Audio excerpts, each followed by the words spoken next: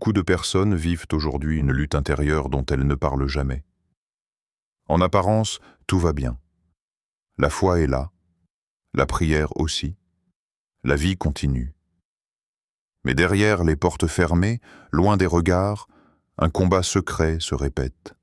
Un combat contre des désirs qui reviennent, des pensées qui envahissent l'esprit, et des habitudes que l'on déteste mais que l'on n'arrive pas à briser. Cette lutte silencieuse use l'âme et épuise la conscience. Le péché sexuel agit comme une prison invisible. Il n'enferme pas avec des chaînes visibles, mais avec la honte, la culpabilité et la peur d'être découvert. Plus on essaie de s'en libérer par ses propres forces, plus on réalise qu'il exerce un contrôle profond. Il vole la paix intérieure, affaiblit la relation avec Dieu et détruit lentement l'estime de soi. Beaucoup continuent à avancer spirituellement en apparence, mais intérieurement quelque chose est retenu, bloqué, paralysé. Beaucoup prient sincèrement pour être libres, mais ne voient aucun changement durable. Non pas parce que la prière est inutile, mais parce qu'elle est souvent utilisée comme une solution rapide à un problème qui demande une transformation plus profonde. Prier, sans comprendre la racine du combat, entretient le cycle de la chute et du repentir répété. Ce combat ne se limite pas à la volonté ou à la discipline personnelle. Il touche l'identité, les pensées et la manière de se voir soi-même. Ce n'est pas ton désir le problème, c'est ce qu'il contrôle. Le désir en lui-même n'est pas l'ennemi. Ce qui détruit, c'est lorsqu'il prend le contrôle de l'esprit, influence les décisions et dicte le comportement. Tant que cette vérité n'est pas comprise. La lutte continue, peu importe la sincérité ou l'intensité des prières. Si tu écoutes ce message jusqu'à la fin, tu comprendras pourquoi tu luttais jusqu'ici et tu recevras les clés qui te permettront de ne plus combattre comme avant, mais de marcher progressivement vers une liberté réelle et durable. Les péchés sexuels sont parmi les plus difficiles à vaincre parce qu'ils ne touchent pas seulement le corps, mais l'âme en profondeur. La sexualité est intimement liée aux émotions, aux souvenirs, aux attachements et à l'identité personnelle. Lorsqu'elle est mal dirigée ou répétitivement utilisée comme refuge, elle cesse d'être un simple acte et devient un moyen d'apaiser un vide intérieur, une douleur cachée ou une tension émotionnelle. C'est pour cette raison que la lutte persiste même quand la volonté est forte. Ce type de péché atteint directement l'identité.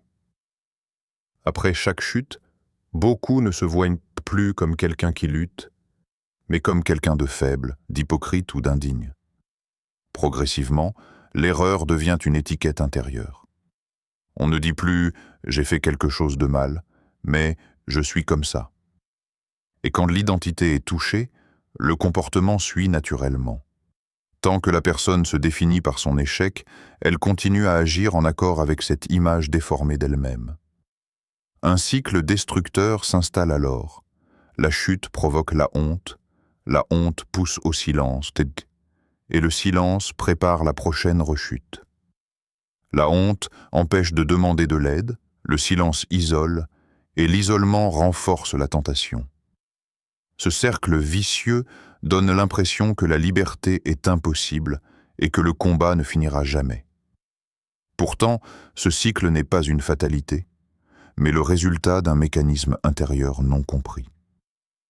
Il est aussi essentiel de faire la différence entre la tentation et l'esclavage. La tentation est extérieure et temporaire. Elle peut être résistée. L'esclavage, en revanche, s'installe quand la tentation est accueillie, nourrie et répétée jusqu'à devenir une habitude enracinée. Beaucoup se condamnent inutilement parce qu'ils confondent les deux. Être tenté ne fait pas de toi une personne mauvaise, mais céder constamment sans comprendre la racine du combat ouvre la porte à une domination intérieure. Ce combat n'est pas charnel seulement, il est spirituel. Tant que ce combat est traité uniquement comme un problème de comportement ou de discipline personnelle, la lutte continuera. La vraie victoire commence lorsque l'on comprend que cette bataille se joue dans l'âme, dans les pensées et dans la manière dont on se perçoit soi-même. L'une des raisons pour lesquelles tant de personnes restent prisonnières des péchés sexuels est l'illusion que le temps finira par régler le problème. Beaucoup se disent qu'en grandissant, en mûrissant ou en traversant certaines saisons de la vie, le désir finira par s'éteindre de lui-même. Mais le temps ne guérit pas ce qui n'est pas confronté. Au contraire, ce qui n'est pas traité aujourd'hui se renforce avec le temps et s'enracine plus profondément dans l'âme. Une autre croyance très répandue consiste à penser que le mariage sera la solution. Beaucoup imaginent qu'une relation légitime effacera automatiquement les mauvaises habitudes et les pensées désordonnées. Pourtant, ce qui n'est pas guéri dans la solitude est rarement guéri dans la relation. Le mariage ne délivre pas, il révèle. Les mêmes luttes intérieures, si elles ne sont pas traitées avant, trouvent souvent une nouvelle forme après, avec plus de complexité et parfois plus de dégâts. Il y a aussi cette idée dangereuse selon laquelle Dieu comprend, ce n'est pas si grave. Oui, Dieu comprend la faiblesse humaine, mais comprendre ne signifie pas approuver.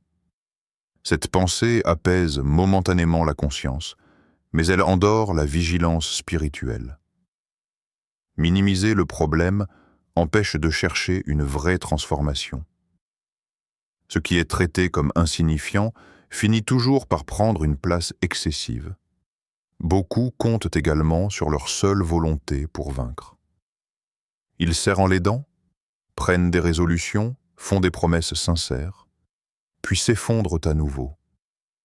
La volonté est limitée, surtout lorsqu'elle lutte contre une habitude nourrie depuis longtemps. Sans changement intérieur, sans renouvellement des pensées et sans repositionnement spirituel, la volonté finit par s'épuiser.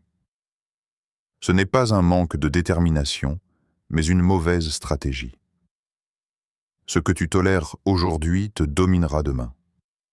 Tant que ces illusions ne sont pas brisées, le combat continue sous différentes formes. La liberté commence le jour où l'on accepte que ni le temps, ni le statut, ni les excuses spirituelles ne peuvent remplacer une transformation profonde et intentionnelle. Pour vaincre durablement les péchés sexuels, il est indispensable d'identifier leurs racines. Tant que la racine reste intacte, le comportement revient sous une autre forme. Beaucoup luttent contre les symptômes sans jamais toucher à la source. Voici les 5 racines les plus fréquentes qui alimentent ce combat intérieur. 1. Le vide émotionnel. Le vide émotionnel s'installe souvent lorsque certaines attentes affectives n'ont jamais été comblées. Manque d'amour, d'attention, de reconnaissance ou de sécurité. Ce vide ne disparaît pas avec le temps. Il cherche un moyen d'être apaisé. Le péché sexuel devient alors un refuge temporaire, un anesthésiant émotionnel. Il procure un soulagement rapide, mais laisse ensuite une sensation de vide encore plus profonde. Plus ce mécanisme se répète, plus le cerveau associe le plaisir sexuel à un moyen de survie émotionnelle, renforçant ainsi la dépendance. 2. Les blessures du passé, les blessures émotionnelles non guéries, rejet, abandon, humiliation, abus ou trahison, laissent des marques invisibles mais puissantes. Elles s'installent souvent très tôt et influencent inconsciemment les comportements adultes. Le péché sexuel devient une tentative de reprendre le contrôle, de se sentir désiré ou de masquer une douleur ancienne. Ces blessures, lorsqu'elles ne sont pas confrontées, continuent d'alimenter le besoin compulsif de soulagement, même lorsque la personne sait que cela la détruit. 3. La solitude et le rejet. La solitude profonde ne signifie pas toujours être physiquement seul, mais se sentir incompris, invisible ou non connecté émotionnellement. Le rejet, réel ou perçu, crée un terrain fertile pour les péchés sexuels. Dans cet isolement intérieur, le désir devient un compagnon trompeur qui donne l'illusion de présence et de connexion. Plus la personne se replie sur elle-même, plus le péché devient un refuge intime, renforçant l'isolement et rendant la sortie encore plus difficile. 4. L'exposition répétée, écran et pensée. L'exposition constante à des images, des contenus suggestifs ou des pensées sexuelles nourrit l'imaginaire et affaiblit progressivement la résistance intérieure. Ce processus est souvent progressif et presque imperceptible. Ce qui commence par une simple curiosité devient une habitude, puis une nécessité. Le cerveau y était conditionné à rechercher constamment la stimulation, et la tentation se transforme en automatisme. Cette exposition répétée entretient le désir et rend la lutte de plus en plus intense. 5. L'absence de discipline spirituelle. Lorsque la vie spirituelle manque de structure, de constance et de profondeur, l'âme devient vulnérable. Sans discipline intérieure, l'esprit est facilement envahi par des pensées désordonnées. L'absence de temps de recul, de renouvellement intérieur et de vigilance crée un déséquilibre qui laisse la chair prendre le dessus. Le péché sexuel trouve alors un terrain favorable, non pas par manque de foi, mais par manque de direction et de stabilité spirituelle. Ces racines expliquent pourquoi beaucoup luttent sincèrement sans voir de changement durable. Identifier celle qui te concerne est une étape essentielle, car on ne peut pas guérir ce que l'on refuse de reconnaître. La liberté commence toujours par la vérité. Beaucoup de personnes sincères échouent non pas parce qu'elles manquent de foi, mais parce qu'elles utilisent de mauvaises stratégies. Elles veulent la victoire, mais continuent à appliquer des solutions qui ne produisent aucun changement durable. Comprendre ce qui ne fonctionne pas est essentiel, car persister dans ces erreurs entretient la frustration et renforce le sentiment d'échec. Prier sans changer d'environnement est l'une des erreurs les plus courantes. La prière est puissante, mais elle ne remplace pas la sagesse. Continuer à rester dans les mêmes lieux, avec les mêmes habitudes, les mêmes déclencheurs et les mêmes accès faciles à la tentation, tout en demandant à Dieu de délivrer, revient à nourrir le problème que l'on veut résoudre. Dieu agit, mais il ne bénit pas l'inconscience. Sans changement concret de cadre, la prière devient un pansement sur une blessure ouverte. Jeûner sans renouveler ses pensées est une autre fausse solution. Le jeûne peut affaiblir la chair, mais si l'esprit reste rempli des mêmes images, des mêmes raisonnements et des mêmes justifications, la chute est seulement retardée. Beaucoup jeûnent intensément, ressentent un soulagement temporaire, puis retombent parce que leur manière de penser n'a pas changé. Le combat ne se gagne pas uniquement par la privation du corps, mais par la transformation de l'esprit. Promettre sans se positionner conduit également à l'échec. Faire des promesses à Dieu après chaque chute, sans prendre de décision ferme, entretient un cycle de paroles sans action. Tant que la personne reste dans une posture hésitante, voulant la liberté sans renoncer clairement à certaines portes ouvertes, la lutte continue. La victoire commence quand une décision intérieure claire est prise, même si elle demande des sacrifices. Se cacher au lieu de confronter est peut-être l'erreur la plus destructrice. Le silence nourrit la honte, et la honte nourrit le péché. Plus le problème est caché, plus il prend de la force. Refuser de confronter la réalité, que ce soit devant soi-même ou dans un cadre sécurisé, empêche toute guérison profonde. Ce qui n'est jamais exposé à la lumière continue d'agir dans l'ombre. Dieu ne délivre pas ce que tu refuses de confronter. Tant que ces fausses solutions sont utilisées, l'échec se répète. Mais lorsque l'on accepte de changer d'approche, de pensée et de position intérieure, le chemin vers une vraie liberté commence enfin. La clé que beaucoup cherchent depuis des années n'est pas une nouvelle technique, ni une discipline plus sévère, ni une série d'interdits supplémentaires. La vraie clé réside dans une révélation fondamentale. La victoire n'est pas une lutte permanente contre le péché, mais une transformation profonde de l'être intérieur. Tant que la vie spirituelle est vécue comme un combat sans fin, l'âme reste épuisée et vulnérable.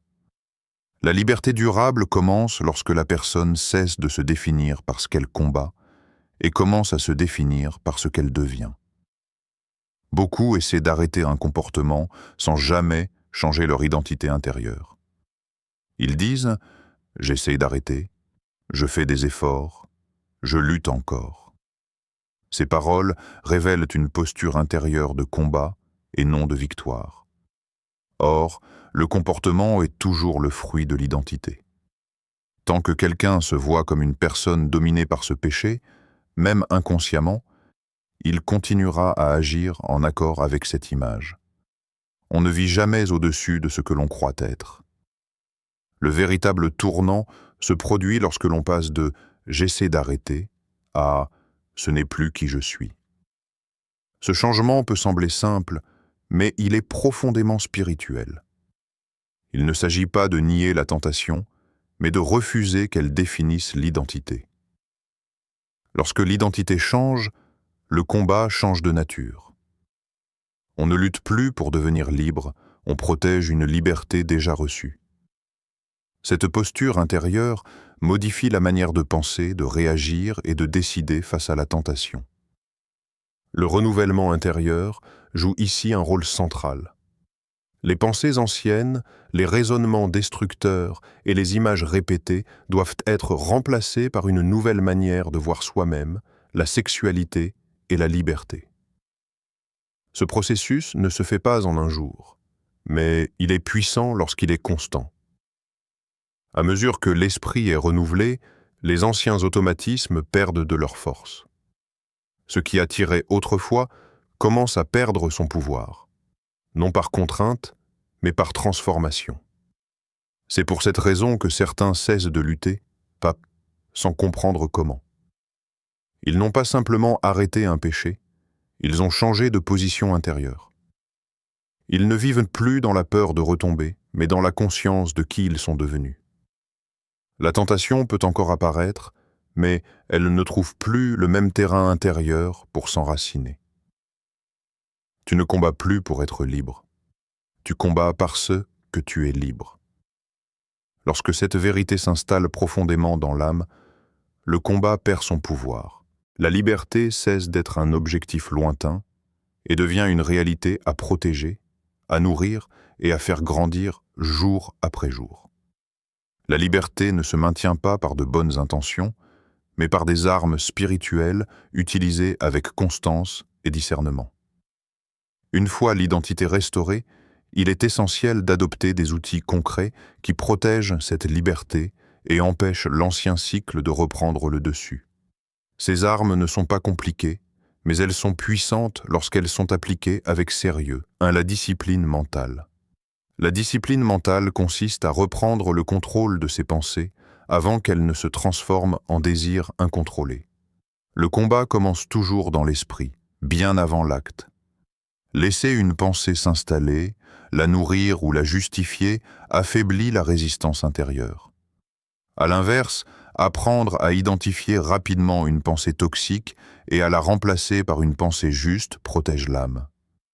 Cette discipline ne vise pas la perfection, mais la vigilance. Plus l'esprit est entraîné à refuser ce qui l'entraîne vers la chute, plus la tentation perd en intensité. 2. La fuite stratégique. Contrairement à ce que beaucoup pensent, la victoire ne passe pas toujours par l'affrontement direct. Certaines batailles se gagnent par la fuite. La fuite stratégique consiste à éviter consciemment les situations, les lieux, les contenus et les moments de vulnérabilité qui alimentent le désir. Se confronter inutilement à la tentation sous prétexte de maturité est souvent une forme d'orgueil spirituel. La sagesse consiste à se protéger avant que le combat ne devienne trop intense. Fuir n'est pas un signe de faiblesse, mais une preuve de lucidité et de maturité spirituelle. 3. Le remplissage spirituel constant. On ne peut pas simplement vider sa vie d'un péché sans la remplir de quelque chose de plus fort. Le vide attire toujours les anciennes habitudes. Le remplissage spirituel constant consiste à nourrir l'âme avec ce qui élève, apaise et fortifie intérieurement. Une vie spirituelle régulière, intentionnelle et sincère crée une atmosphère intérieure qui affaiblit naturellement le désir désordonné. Plus l'âme est remplie, moins elle cherche des substituts destructeurs. Ce remplissage ne doit pas être occasionnel, mais intégré au quotidien. 4. La responsabilité et la vérité. La dernière arme, souvent négligée, est la responsabilité. Le péché se renforce dans le secret, mais s'affaiblit dans la vérité. Avoir un cadre sûr où l'on peut être honnête sans peur d'être jugé brise l'isolement et la honte. Dire la vérité, même lorsqu'elle est inconfortable, enlève au péché son pouvoir de domination. La responsabilité n'est pas une surveillance oppressive, mais un soutien qui rappelle l'identité et la direction choisie. La vérité libère parce qu'elle expose ce qui voulait rester caché. Ces 4 armes, utilisées ensemble, créent une protection solide autour de la liberté retrouvée. Elles ne suppriment pas toute tentation, mais elles empêchent le combat de reprendre le contrôle. La victoire durable se construit dans la constance, la sagesse et la vérité. Vaincre un péché sexuel ne signifie pas seulement le fuir pendant quelques jours ou semaines. La vraie victoire se mesure dans la durée, dans la capacité à rester libre même lorsque la tentation réapparaît. Pour cela, il est essentiel de mettre en place des principes et des habitudes qui assurent la stabilité à long terme.